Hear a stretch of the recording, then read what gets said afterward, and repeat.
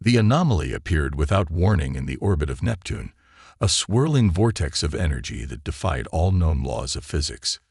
Captain Nikolai Sokolov of the ESV Pathfinder stood on the observation deck, his weathered face illuminated by the ethereal blue glow from the viewscreen. "Readings confirm it's stable, Captain," reported Lieutenant Farah, her fingers dancing across the sensor console. "Whatever it is, it's not natural." Nikolai nodded, stroking his salt and pepper beard. After 30 years in space, he thought he'd seen everything. This proved him wrong. "Notify Earth Command. We're moving in for closer inspection." The Pathfinder was humanity's most advanced exploration vessel, built for exactly this kind of discovery. As they approached the anomaly, its swirling patterns intensified, casting rippling shadows throughout the bridge. Dr. Amara Wilson, the ship's xenophysicist, looked up from her station.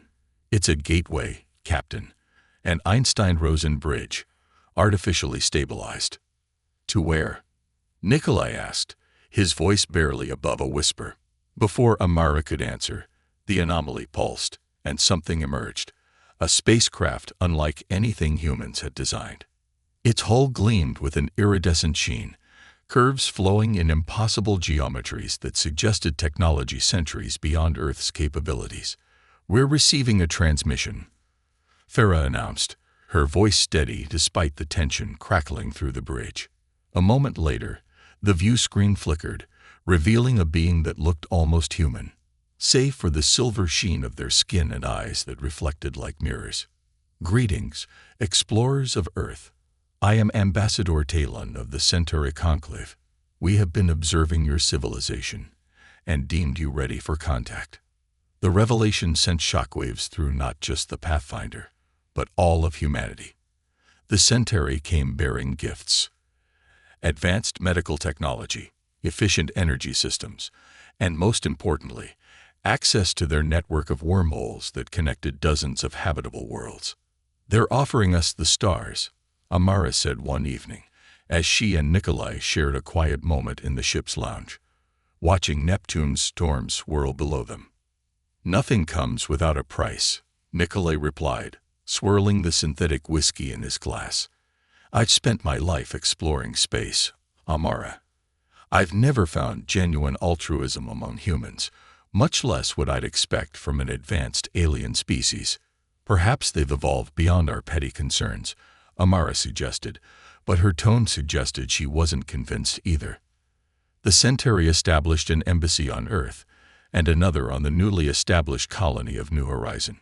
They moved with grace and spoke with wisdom, always helpful, always patient with humanity's endless questions. They shared technological advancements that helped solve Earth's climate crisis and cured diseases that had plagued humanity for centuries. Yet as the months passed, Nikolai noticed patterns that troubled him. The Centauri never allowed humans to visit their homeworld. They shared technology, but never the principles behind it.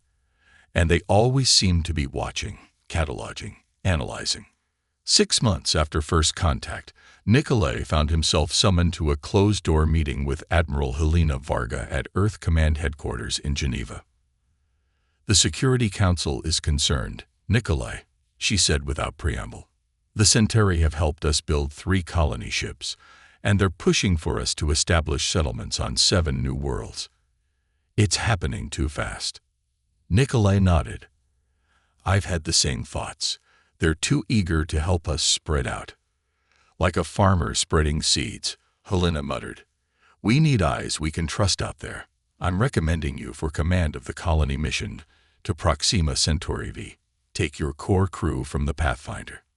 "You want me to babysit colonists?" Nikolai asked, raising an eyebrow. Helena's expression hardened.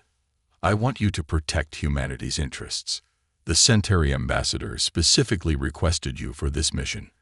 That alone makes me suspicious."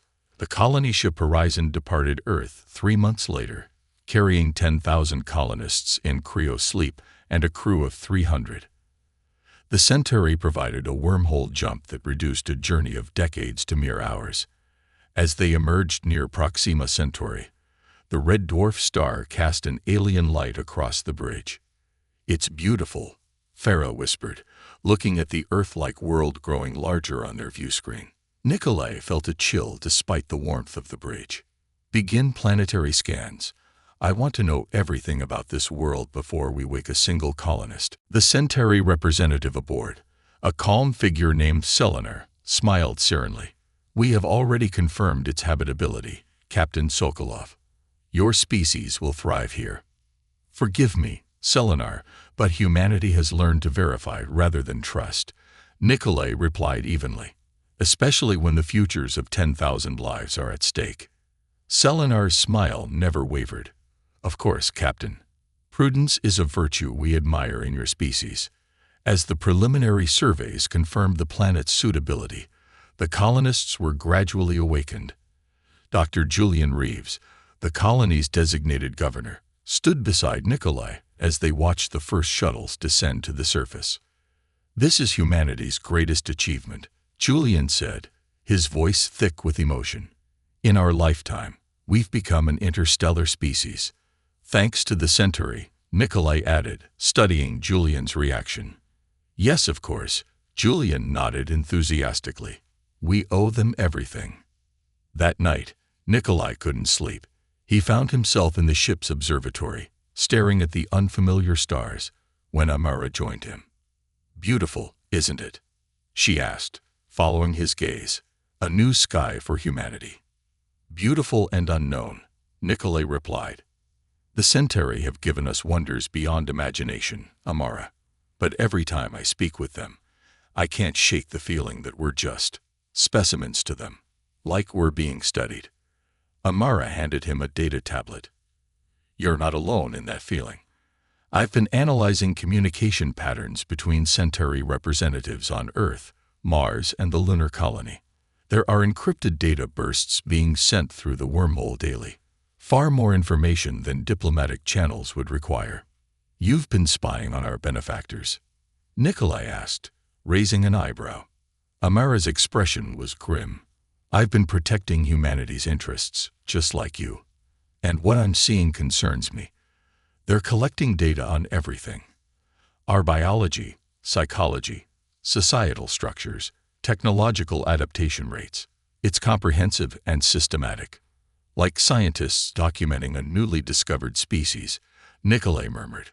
"Or farmers assessing livestock," Amara added quietly. As the colony below them took shape over the following weeks, Nikolai watched the Centauri with growing unease. They were always helpful, always smiling, always encouraging humans to build more, expand further, reach higher.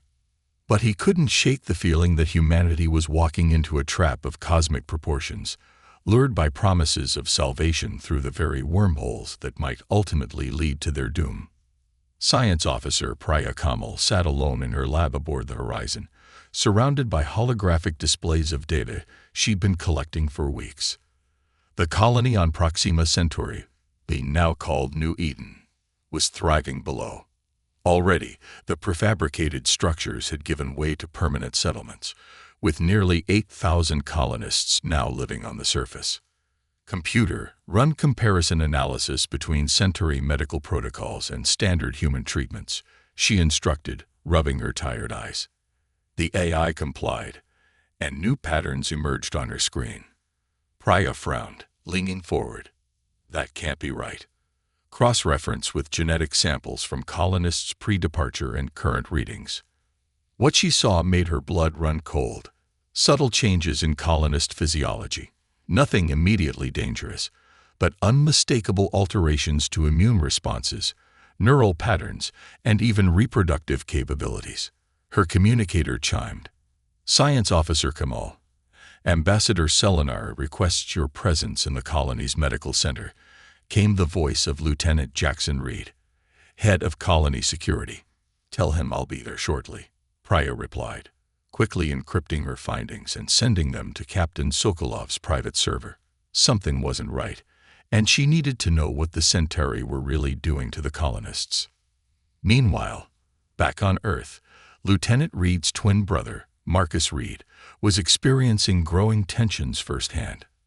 As part of Earth's diplomatic security detail, he'd been assigned to the Centauri embassy in New Delhi. The protests are getting worse, Marcus reported to his superior, Commander Diana Okafor. Anti-Centauri sentiment has spread to 12 major cities. Diana nodded grimly. It's the same globally. The rapid technological changes are displacing millions of workers. And there are rumors spreading about people who work closely with the Centauri developing strange symptoms. Are the rumors true? Marcus asked quietly. Diana's expression hardened. That's classified, Lieutenant. But I'll say this. We've lost contact with the Europa research station, where Centauri and human scientists were working together. The official story is a life support malfunction. And the unofficial story? Above your pay grade, read, Diana snapped, then softened slightly. Just keep your eyes open. Something doesn't add up. Back on New Eden, Priya made her way to the medical center. The colony's central hub bustled with activity. Children played in hydroponic gardens, while adults worked at various tasks.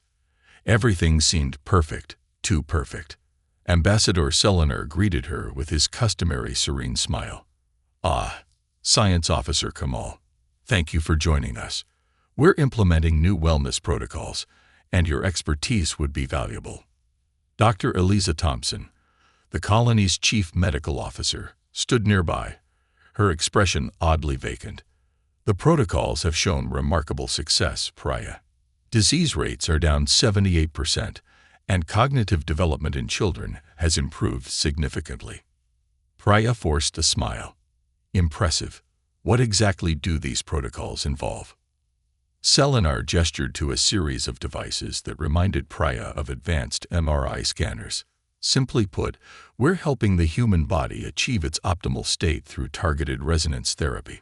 I'd love to see the detailed mechanism of action, Priya pressed. Perhaps a technical manual.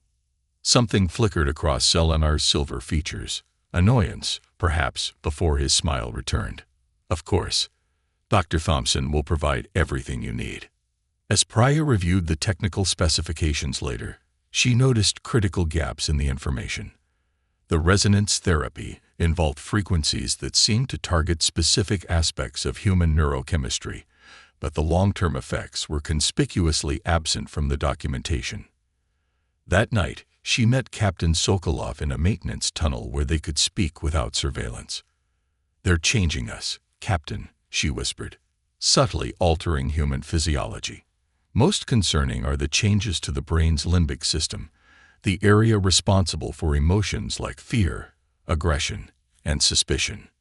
Nicolay's expression darkened, making us more compliant. Precisely. And there's more. Birth rates in the colony have dropped by 40% despite optimal conditions and encouraged family growth. Population control, Nicolay muttered. What's happening on Earth? My brother says similar medical advancements are being implemented globally, came a voice from the shadows. Lieutenant Jackson Reed stepped forward. Sorry for the intrusion, Captain, but when I saw Officer Kamal sneaking around, I followed. I want to help. Nicolay studied the security officer carefully before nodding. What else can you tell us, Lieutenant? The Centauri are establishing similar colonies on 6 other worlds, each with optimal conditions for human habitation, each following the same pattern: rapid establishment, encouraged reproduction initially, followed by introduction of wellness protocols. Jackson's voice was tight with controlled anger. And there's something else. I've been monitoring Centauri communications. They refer to us as the Harvest when they think we can't understand. On Earth, Marcus Reed was coming to similar conclusions. Following an encrypted tip from his brother, he'd begun investigating disappeared scientists who had worked closely with the Centauri. The pattern was alarming. Brilliant minds vanishing after expressing concerns about Centauri technology. During a routine security sweep of the embassy, Marcus noticed an unauthorized transmission being sent through the Centauri's private communication array. Using techniques that skirted the edge of legality, he managed to intercept a fragment of the message. The translation was chilling. Human cultivation proceeding as planned. First harvest estimated within 5 standard cycles. Previous species yield comparison favorable. Marcus immediately contacted Commander Okafor, who ordered him to gather more evidence discreetly. If what you're saying is true, Reed, we can't confront them directly. Not yet. We need to understand what we're dealing with. 2 days later, Marcus narrowly escaped an accident when his ground car's navigation system malfunctioned, sending him toward a cliff edge. Only his quick reflexes saved him. The message was clear. Someone knew he was investigating. Back on New Eden, Priya discovered something in the colony's water supply, trace elements that matched nothing in Earth's periodic table. When consumed, these elements facilitated the neurological changes she'd observed in colonists. They're not just changing us, they're preparing us, she told Nikolai during another clandestine meeting. Like farmers fattening livestock. Jackson had brought disturbing news of his own. The Centauri are building a massive structure on the far side of the planet. Official story is it's an advanced research facility, but I smuggled a drone over there. He showed them footage of a massive installation with architecture that resembled nothing so much as a processing plant. For what? Nikolai asked, though the dread in his voice suggested he already suspected the answer. Not what. Who? Priya replied softly. I've analyzed tissue samples from colonists who've undergone the most extensive wellness treatments. Their cellular structures are changing, becoming more nutrient-dense, more efficient, like they're being optimized. We need to warn Earth, Nikolai decided. But the Centauri control all interstellar communications. Not all, Jackson revealed. There's an old emergency quantum entanglement communicator in the backup systems. It's limited, and they don't know about it. We could send a message, but only once before they detect it. Then we make it count, Nikolai said grimly. Jackson, I need you to gather trustworthy security personnel, people who haven't undergone extensive Centauri treatments. Priya, develop something to counteract these changes. We may need to evacuate. As they disbanded, none of them noticed the maintenance drone hovering silently in the shadows, its lens focused on their meeting. On Earth, chaos erupted when the truth began leaking out. Protests turned violent. Centauri facilities were attacked. In response, the aliens revealed capabilities they'd kept hidden. Defensive systems that immobilized humans with targeted sonic pulses. Marcus found himself caught in a riot outside the New Delhi embassy when the sonic weapons deployed. As humans fell around him, paralyzed and helpless, he noticed something horrifying. Centauri staff moving among the incapacitated protesters, selecting specific individuals, and loading them onto transport vehicles. Using his military training, Marcus fought through the sonic effects and managed to follow one transport to a secluded facility. What he witnessed there haunted him. Humans suspended in fluid-filled chambers, their bodies connected to machinery that seemed to be extracting something. By the time he got this information to Commander Okafor, similar reports were coming in globally. The Centauri facade was crumbling, revealing their true purpose, not benevolent guides, but harvesters of sentient species.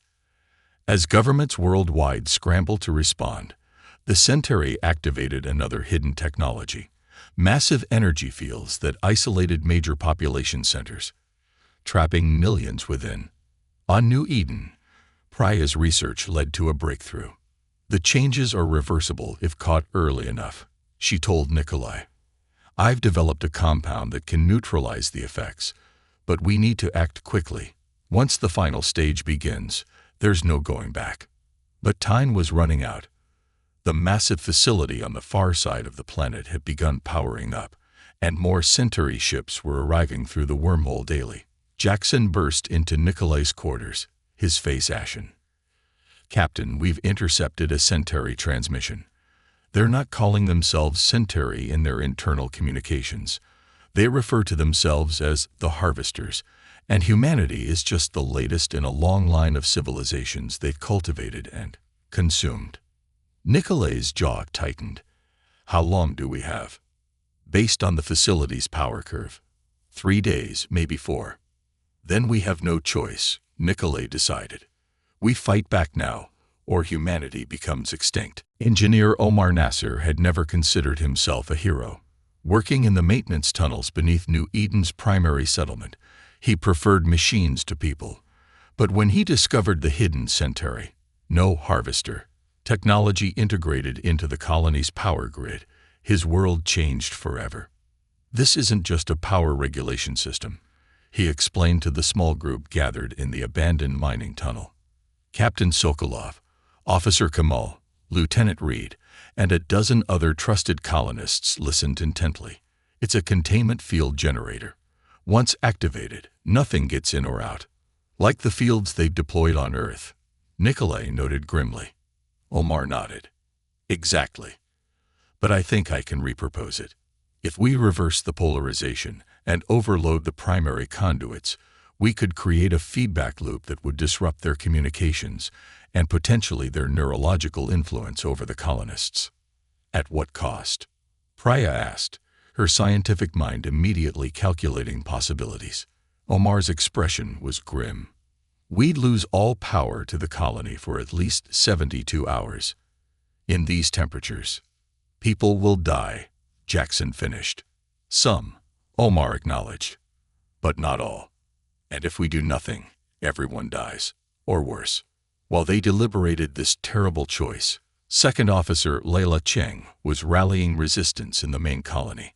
As head of agricultural development, she had access to all sectors and had been quietly identifying colonists who showed signs of questioning the Centauri's increasingly intrusive wellness protocols. They're not improving this, she told the gathered group of farmers in a hydroponic bay. They're preparing us, like we prepare livestock. Davin Mbeki, the colony's head engineer, spoke up. The evidence is circumstantial. We can't just start a panic based on. This isn't circumstantial, Layla interrupted, projecting images she'd secretly recorded. The footage showed harvesters extracting a fluid-like substance from unconscious humans in a hidden facility beneath the medical center. They're harvesting biochemical compounds our bodies produce when experiencing specific emotional states. They feed on it. Horror spread through the group as they realized the implications. Humans weren't being prepared as food in the traditional sense. They were being cultivated as emotional batteries, their biochemistry altered to produce the specific compounds the harvesters craved. What do we do? Asked Wai Lin, the colony's education coordinator. They control everything. Communications, transport, medical. Not everything, Lila replied. They don't control us. Not yet. And they've made one critical mistake. They underestimated human adaptability. Meanwhile, on Earth, resistance was forming despite the harvesters' containment fields. Marcus Reed had managed to establish contact with resistance cells in multiple cities, sharing what he'd learned and coordinating countermeasures. Their sonic weapons operate on specific frequencies that target the altered aspects of human neurology, he explained during a secure video conference with resistance leaders. The more treatments you've received, the more susceptible you are. Dr. Sophia Patel, a neurobiologist from Mumbai, nodded. That matches our findings. We've developed rudimentary countermeasures.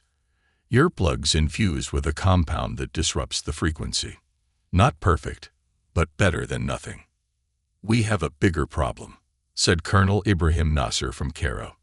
They're building extraction facilities in every major containment zone. Based on the rate of construction, we estimate full operational capacity within 2 weeks. 2 weeks. The timeline sent shockwaves through the resistance. 2 weeks until industrial-scale harvesting began on Earth. Back on New Eden, Omar had made a breakthrough. I found something in their systems, he told Nikolai. The wormhole technology. It's not just for transportation. It's how they maintain control across vast distances. What do you mean? Priya asked. Omar projected a complex schematic. These subtle quantum fluctuations, they're not random. They're carrier waves for the harvester's neural influence. That's why their control grows stronger near the wormholes. Can you disrupt it? Nikolai asked, hope creeping into his voice for the first time in weeks. Omar's eyes gleamed with fierce determination. Better. I think I can reverse it. Send their own control signal back through the network. But we'd need access to their primary facility and... An alarm blared, cutting him off. Jackson checked his tablet and paled. They're onto us. Security forces are sweeping the tunnels. We have minutes, maybe less. Split up, Nikolai ordered. Omar, get to the auxiliary control room and prepare your disruptor. Priya, distribute your countermeasure to as many unaffected colonists as possible. Jackson, gather whatever weapons you can. The rest of you, spread the word. It's time. As they scattered, the harvesters dropped all pretense. Throughout the colony, seemingly benevolent Centauri revealed their true nature, moving with cold, machine-like precision as they began rounding up humans for emergency wellness treatments. In the main settlement, Layla's network sprang into action. Agricultural workers accidentally released stored fertilizer compounds that disrupted the harvester's sensory capabilities. Maintenance crews disabled critical systems with carefully planned malfunctions. Teachers led children to predetermined shelters through passages the harvesters didn't know existed. The colonists fought back with ingenuity, resilience, and a fierce determination that seemed to surprise the harvesters. These weren't the compliant livestock they'd cultivated on countless other worlds. These humans refused to go quietly to slaughter. Omar reached the auxiliary control room just as harvester security forces breached the outer door. With trembling hands, he initiated the disruptor sequence, knowing he likely wouldn't survive to see the results. The effect was immediate and dramatic. Throughout New Eden, harvesters stumbled as their neural network experienced massive feedback. Colonists who had been fully under their influence suddenly awakened, disoriented but free for the first time in months. Nikolai, fighting his way toward the primary facility with Jackson and a small force of colonists, felt the shift. Omar did it, he said grimly. Now we finish this. As they pressed forward, they received an unexpected transmission from Earth. Marcus's voice, strained but triumphant. Captain, we received your quantum message. Resistance cells worldwide are implementing the disruptor technology. The harvesters are losing control. But victory wouldn't come easily. The harvesters, realizing their carefully laid plans were unraveling, initiated emergency protocols. Throughout the settlement, wellness centers transformed into fortified positions. The massive harvesting facility began powering up, preparing for a more direct approach. They're accelerating the timeline, Priya reported, her voice crackling over the hastily established communication network. They're going to extract everything they can and destroy what's left. Layla's voice joined the channel. They're herding people toward the central plaza. Hundreds of colonists. We can't reach them all in time, Jackson said, the tactical reality sinking in. Nikolai made the hardest decision of his career. We stick to the plan. Omar's disruptor has given us an advantage, but it won't last. We need to strike at their heart, the wormhole generator in the primary facility. What about the colonists? Layla demanded. Do what you can, Nikolai replied, his voice heavy with the weight of command. But the only way to save everyone is to cut the harvesters off from their network, no matter the cost. As they approached the imposing structure of the primary facility, Nikolai knew humanity faced its greatest test, not just a battle for survival, but a reckoning with a predator that had likely been harvesting sentient species for millennia. The final assault would determine whether humans would be the latest entry in the harvester's long history of conquered civilizations, or the species that finally broke the cycle. The primary facility loomed before them, its architecture revealing its true purpose now that the facade had fallen away. Not a research center, but a massive harvesting and processing plant. Captain Sokolov led his small force toward the main entrance, each step bringing them closer to either salvation or extinction. Remember, Nikolai told them, we only need to reach the wormhole control chamber.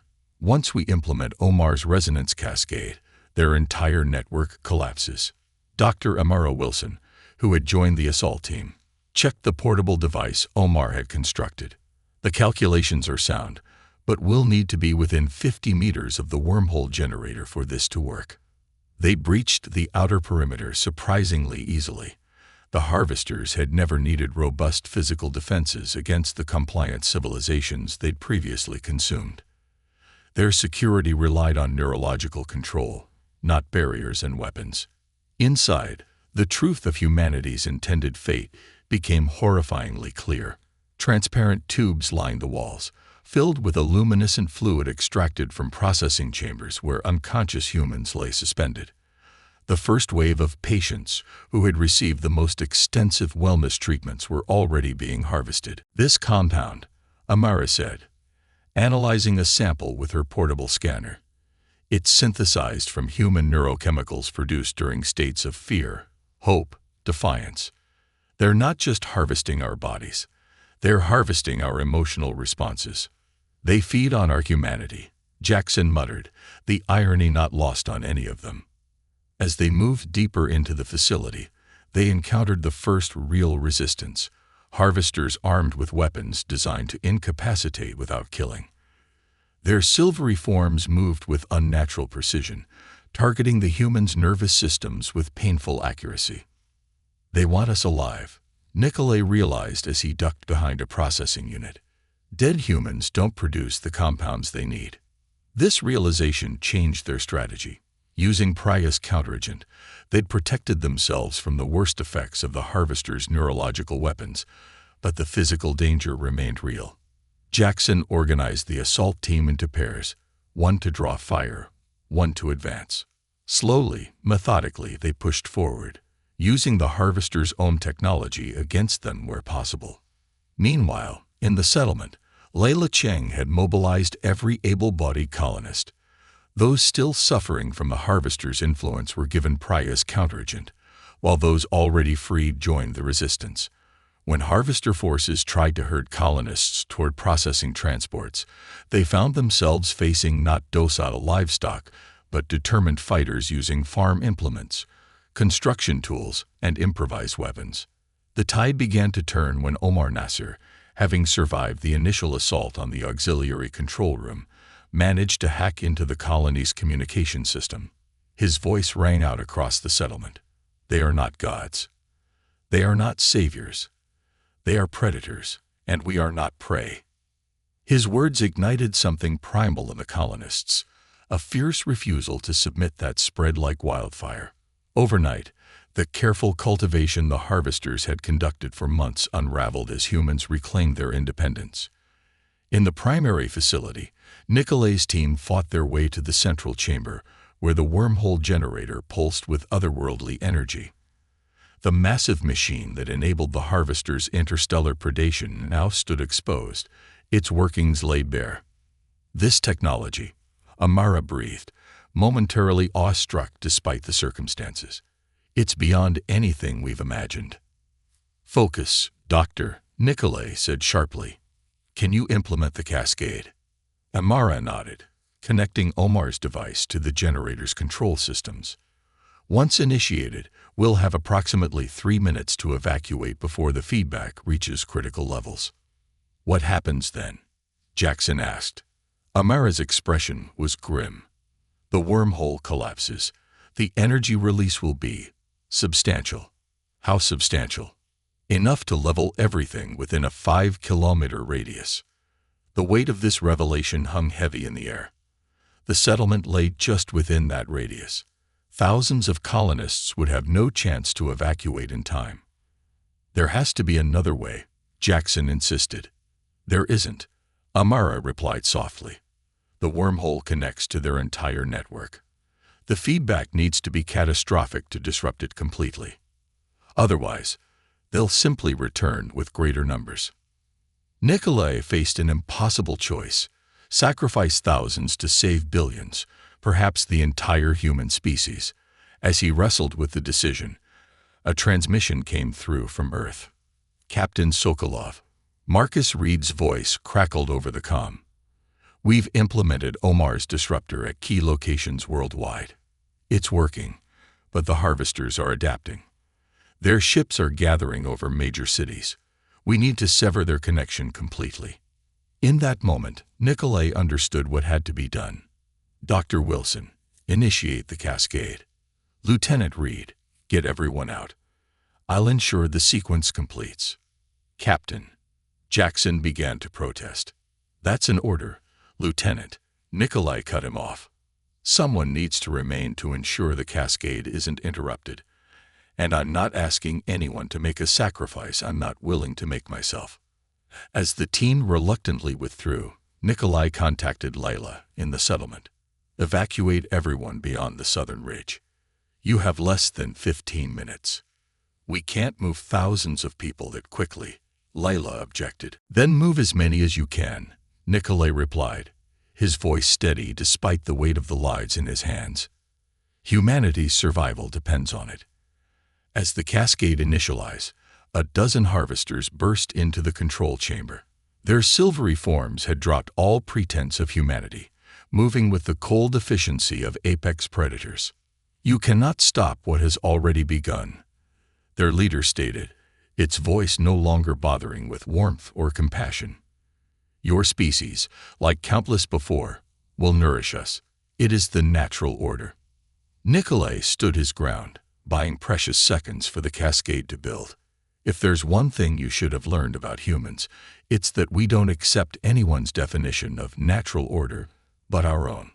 On Earth, as the cascade's effects began rippling through the wormhole network, the harvesters' control systems faltered. Containment fields flickered and failed. Their ships, suddenly cut off from the collective intelligence that guided them, became vulnerable to the counterattacks humans had been preparing. Marcus led a desperate assault on the New Delhi containment facility, freeing thousands of captives as the harvesters' technology failed catastrophically around them. Similar scenes played out globally as humanity reclaimed its freedom one city, one person at a time. In New Eden's settlement, Layla organized a mass evacuation, prioritizing children and those most vulnerable. As the minutes ticked by, she knew they couldn't save everyone, but they would save as many as possible. In the control chamber, Nikolai fought a losing battle against the harvesters, his body failing as their weapons took their toll. But each second he held them back was another second for the cascade to strengthen, for more colonists to reach safety, for Earth to press its advantage. With his final act, as the cascade reached critical levels, Nikolai Sokolov sent a message that reached not just New Eden or Earth, but every human settlement across the stars. Remember this day. Remember that when faced with extinction, humanity chose defiance.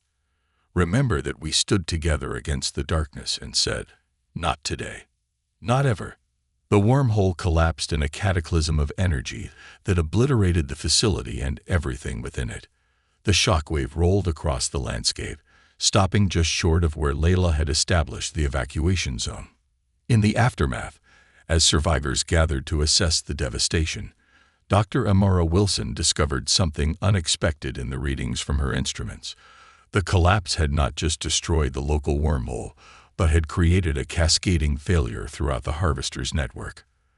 Their entire system of predation, built over millennia, had unraveled in a single moment of human defiance. Earth reported similar findings as harvester ships either fled or fell disabled from the skies. For the first time, in perhaps thousands of years, a prey species had turned on the predator and won. 6 months later, as New Eden rebuilt from the ashes, engineer Omar Nasser stood with Layla Cheng, Jackson Reed, Priya Kamal, and Amara Wilson on a hillside overlooking the new settlement. Where the harvester facility had stood, a memorial now rose, a simple obelisk bearing the names of those lost.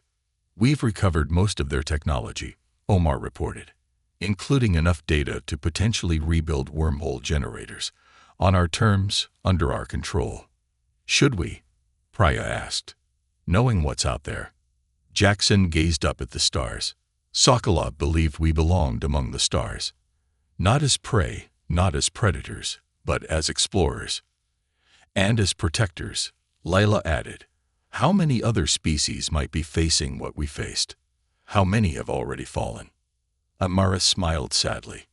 He would want us to continue, to build something better from the knowledge we've gained, however terrible its source.